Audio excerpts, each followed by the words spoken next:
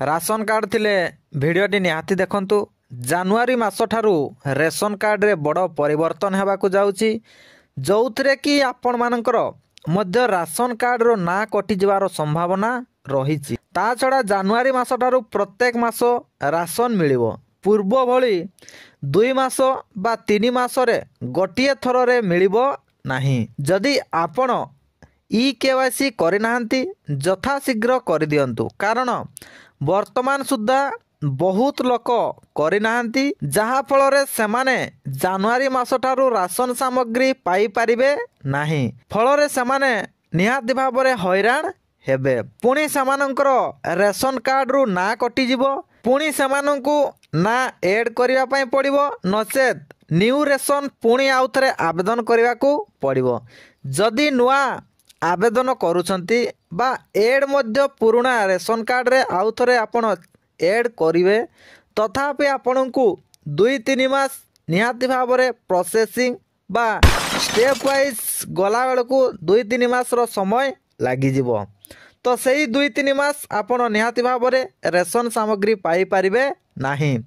तेणु जदि आपण ए पर्यंत ई-केवाईसी करिनाहांती तेबे 31/12/2024 तारीख पूर्वरु ई-केवाईसी करी दियंतु।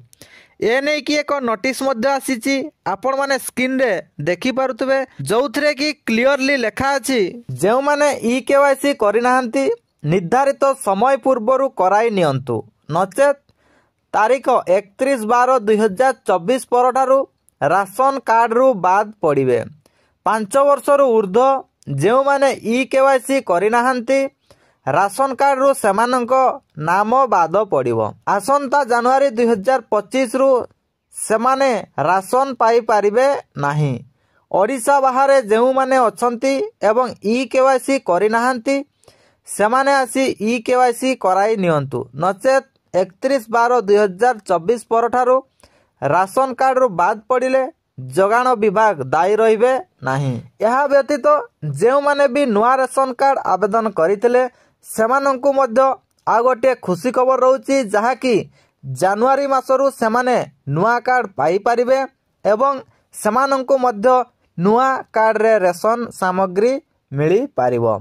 तो यह थिला आपण मानक पई छोटिया इन्फॉर्मेशन। जदि वीडियोटी भल लागिची ताले निहाती छोटिया लाइक करिवे एवं चैनल को प्रथम थर पई विजिट करते निहाती भाबरे चैनल को सब्सक्राइब करके ऑल नोटिफिकेशन उपरे क्लिक करंतु। Thank you. जय जगन्नाथ। पुणी देखा हबो आ गोटाए नुआ वीडियो रे।